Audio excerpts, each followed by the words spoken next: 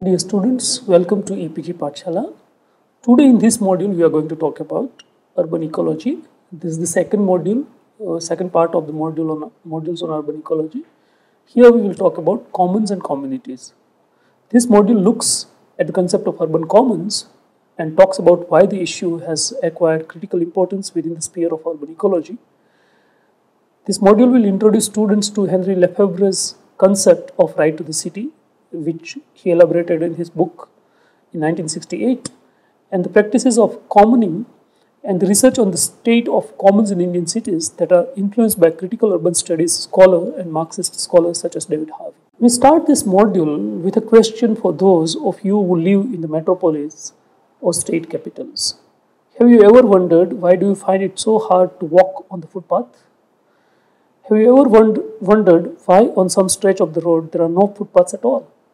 Not just pedestrians, even cycling enthusiasts as well as cycle rickshaw pullers find it hard to figure out their share on the common resources called roads, which are filled with motorized emission guzzling vehicles. In this module, we are going to continue our explorations into urban ecology by paying close attention to urban commons and responses from the communities to urban commons. A wide spectrum of theoretical reflections offer myriad ways to define the concept of urban commons, and most of these consist three constitutive elements. The first is common resources, the second is institutions or commoning practices, and third is the communities or the community of commoners who are involved in productions and reproductions of commons. As various authors ranging from Henry Lefebvre's Right to the City to David Harvey, The Rebel Cities, have suggested through their work, the urban commons also entails inspirations for the building of resistance to the encroaching forces of state and capital that repeatedly tried to expropriate and overtake commons in order to serve vested interests.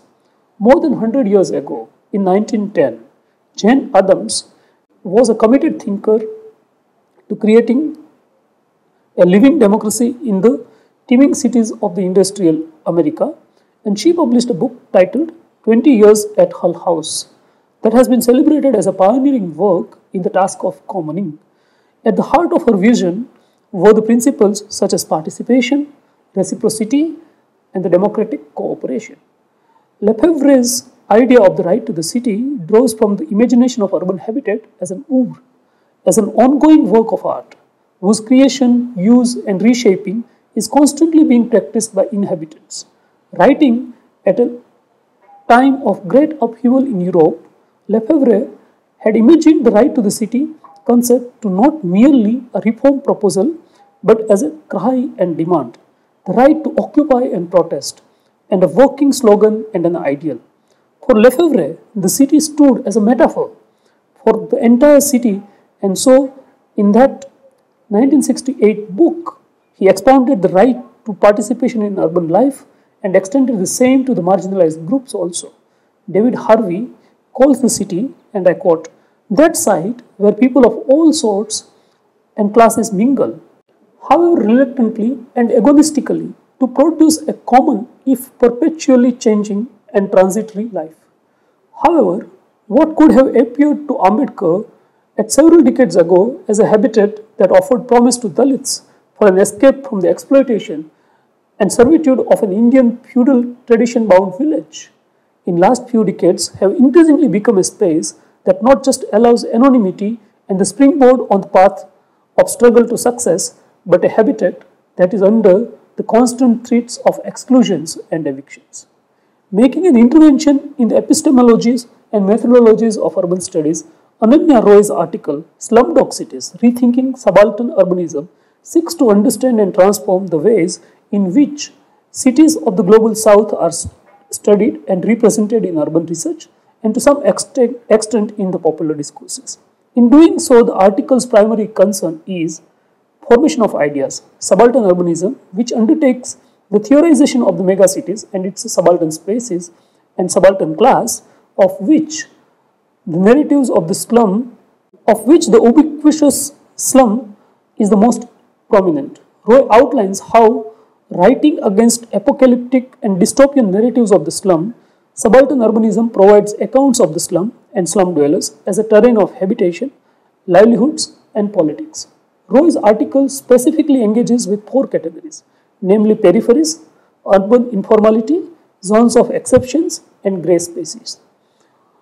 Anant Maringanti, in an article titled No Estoppel, claiming right to the city via commons, highlights how in Indian cities unprecedented and unregulated growth, incremental land use changes, privatization and chaotic civic infrastructure provisioning are fracturing resources created over centuries and reducing the right to the city to mere right to housing and property, thus shortchanging the concept's transformative potential. Unquote. Drawing on the experience of activism around protecting water bodies in Hyderabad to build an expanded conception of urban commons, Maringanti argues that, and I quote, urban actors need to draw inspirations from the way social movements world over, including India, have deployed the notion of the commons as a defense against corporate exploitation of biodiversity. Unquote. Maringanti reminds us that in order to grasp the import of the concept right to the city, we need to consider the 1985 ruling of Supreme Court in Olga Tellis and others versus Bombay Municipal Council case. Maringanti proposes that in cities like those of India, an engagement between the right to the city and the right to the commons, that is the right to oppose enclosures of shared resources in cities, can open up several new possibilities for creating better cities. For realization of such a proposal, Maringanti asks us to consider asking two questions, and I quote, what is the just and efficacious political praxis that produces commons in defense against unethical and exclusionary exploitation that facilitates the unjust order of accumulation and social oppression? What kind of praxis can facilitate appropriation that is sensitive to a new ethic of the commons and fosters the right to the city with an Indian sensibility? Unquote. Talking about urban commons, Gidwani and Bhaviskar states that urban commons include so-called public goods, the air we breathe, public parks and spaces, public transportation, public sanitation systems, public schools, public waterways, and so forth. They quickly add that urban commons can also include the less obvious municipal garbage that provides livelihood to waste speakers, wetlands, water bodies, and riverbeds that sustain fishing communities, streets as arteries of movements, but also as places where people work, live, love, dream, and voice dissent, and local bazaars that are sites of commons and cultural invention. They raise the concern over the ongoing diminution of urban commons that are critical to economic production in cities, to the cultural vibrancy and the cement of community, to learning how to do democracy through practices of creating, governing, and defending collective resources, to regenerating the sense of place that forms communities, and ultimately to the reproduction of urban populations and ecosystems. In a conversation with Rohan D'Souza, Dr. Bhuvneshwari Raman, who has studied local markets in Bengaluru and wrote her doctoral dissertation on this theme at London School of Economics, says that, I quote, it is difficult to formulate a generic definition of commons and communities because the shared interests and values that underpin the production of commons themselves are in a flux, often generating fluid and flexible groupings of the people and different interpretations of histories and therefore claims. Unquote. She adds that this difficulty brings up questions like on whose behalf commons are mobilized and by whom. She views the commons as a contested space of a field where local populations compete among themselves and with actors outside their territorial boundary over the use, control and protection of valuable resources such as land, water and other types of resources. According to Raman, there are two problems with the dominant conception of the commons. The first one gets represented in the tendency to romanticize the commons, particularly among civil society actors.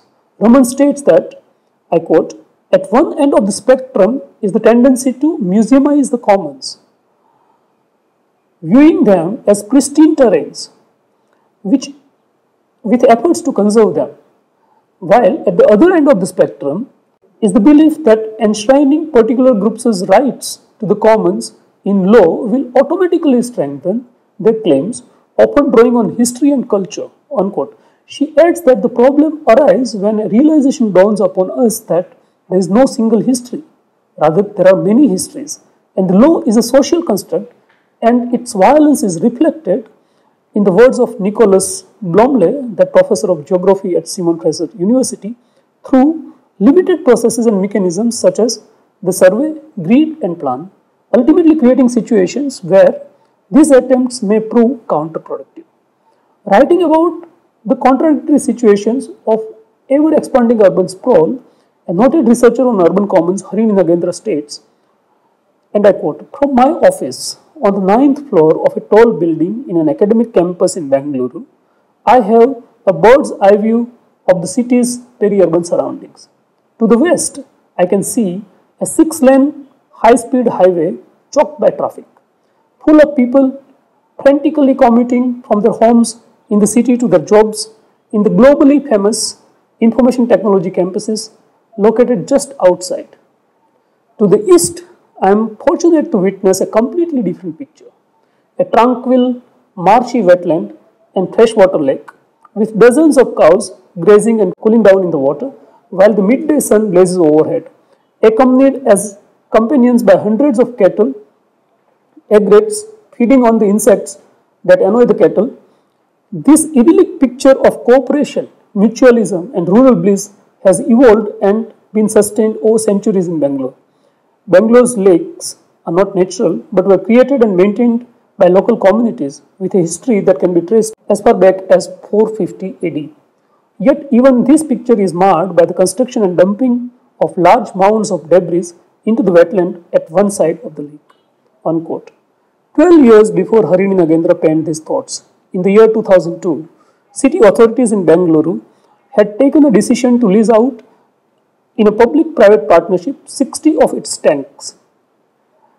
This would have meant that the spaces and resources which had undergone a change from being part of 6 streams of irrigation tanks to lakes would undergo yet another transformation into places for recreation and amusement and commercial spaces with closed access.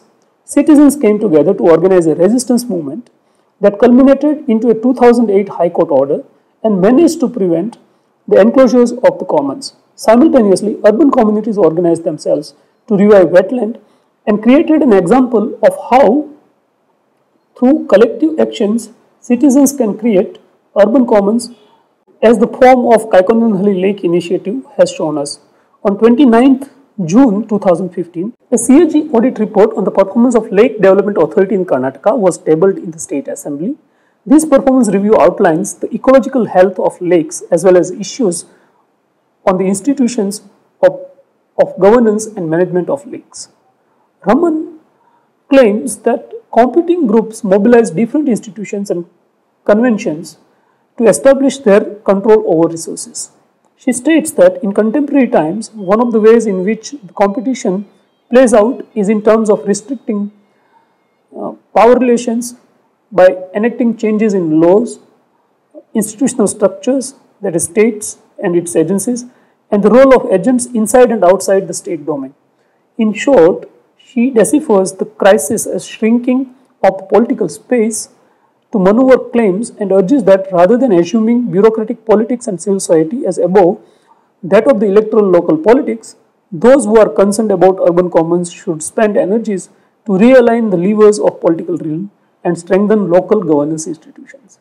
The slums that emerge when migrant families come together and occupy public spaces create its peculiar culture of shared space in many urban locations in India, where the governments have failed to ensure right to housing.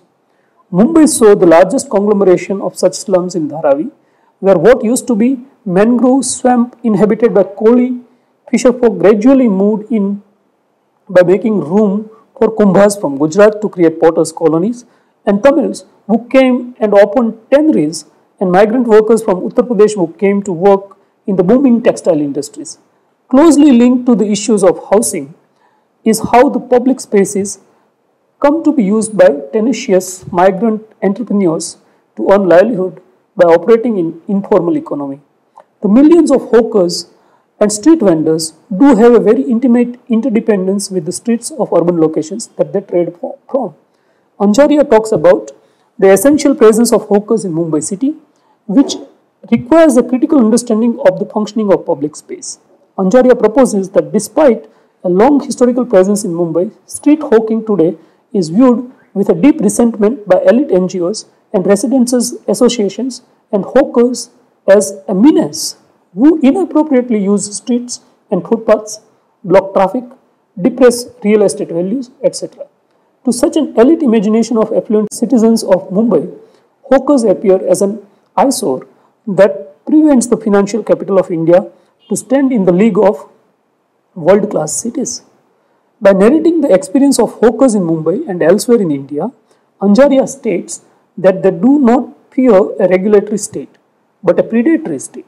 A state that constantly demands bribes and threatens with demolitions, against which a license provides security. Unquote.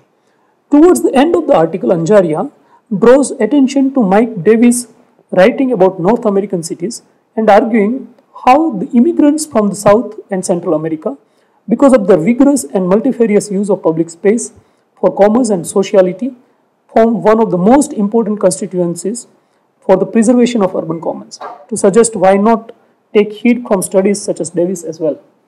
Elaborating on the theme of creation of urban commons, Marxist thinker David Harvey argues that while the public spaces and public goods contribute mightily to the qualities of the commons, it takes political action on the part of citizens and the people to appropriate them or to make them so. Syntagma Square in Athens, Tahrir Square in Cairo, and the Plaza de Catalunya in Barcelona were public spaces that became commons as people assembled there to express their political views and make demands.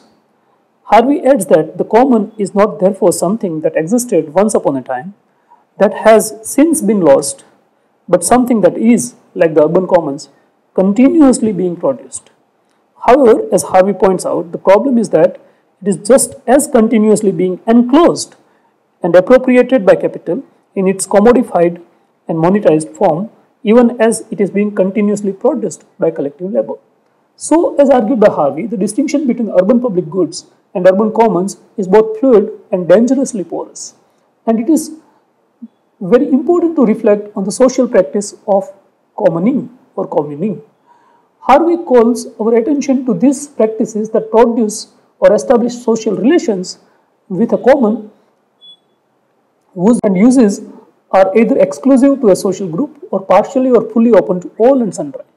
So Harvey views urbanization as the perpetual production of an urban commons or its shadow form of public places and public goods, and its perpetual appropriation and destruction by private interests. Unquote.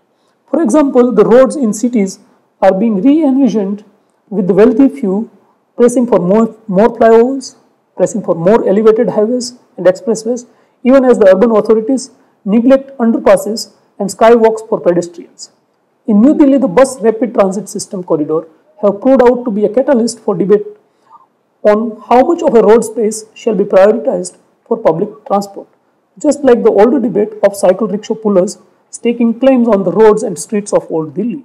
In 2011, when lobby groups got the government to launch the costly 200 crore most expensive tender shore roads in Bengaluru, citizens put up resistance under the banner of Forum for Urban Commons and Governance. Talking about the research studies on urban commons in India, Parthasarathy states that research on urban commons in India is scarce, though there are signs of increasing interest. Parthasarathy claims that the focus is on issues that reflect core concerns of urban sociology and critical urban studies, such as streets, maidans, lakes, parks, garbage disposal sites, etc. He claims that the identification of commons by researchers does recognize issues of class, gender, inequality and the concerns of urban poor, but on the whole seems to be more of a reaction to exclusionary tendencies and the takeover of common facilities and sites by the middle classes and elite. He also argues that while destruction of commons or diminishing of commons is a recurrent theme in the literature on urban commons, the continued use, preservation, maintenance and regeneration of natural resources and natural resource enclaves in the city is linked to an Indian bourgeois logic whose significance is not adequately grasped and cannot be explained purely in terms of short-term capital accumulation and class struggle. Outlining a series of questions that needs to be posed, Parthsarthi shows that in existing research literature on urban commons, questions are rarely raised beyond the routine ones of struggles over access and exclusion with reference to common civic natural resources such as lakes and parks, common facilities, that is playgrounds, or the use of streets and footpaths for vending, hawking, housing, and so on. According to him, the research on urban commons need to urgently address the following questions, and I quote, how and from where do the urban poor meet their fuel-wood needs? What are the sources of food and fodder for urban livestock holders? How do the urban poor and lower middle class meet their food requirement? What kind of resources and resource dependencies are exhibited in the livelihood strategies of the street vendors and hawkers and of sundry artisanal groups working in the city? Are urban and peri-urban natural resource pools and commons, for instance, fish from lakes, rivulets, creeks, ponds, and other water bodies, integrated into the supply chains of small retailers, wholesalers, and supermarkets, as well as of eateries and restaurants? Parthsarthi claims that it is this kind of commons, that is ecological commons, used for livelihood dependencies, but also feeding into domestic and transnational commodity chains that are of interest for his article Hunters, Gatherers and Foragers in a Metropolis, commonizing the private and the public in Mumbai. Amita Bhaviskar, in her essay, What the Eye Does Not See, the Yamuna in the Imagination of Delhi, traces the shifting visibility of the river Yamuna in the social and ecological imaginations of Delhi, and argues that the riverbed has changed from being a neglected non-place to prized real estate for private and public corporations. In recent times, Delhi has witnessed encroachments of floodplains of the river, not by poor squatters only, as it has often been assumed, but also by a grandiose temple, by the public sector undertaking that manages transportation and several such interests. Side by side, there have been mobilizations of citizens across Yamuna River under the banner of Yamuna Ji Abhiyan and environmental litigations that contested such takeovers of the floodplains.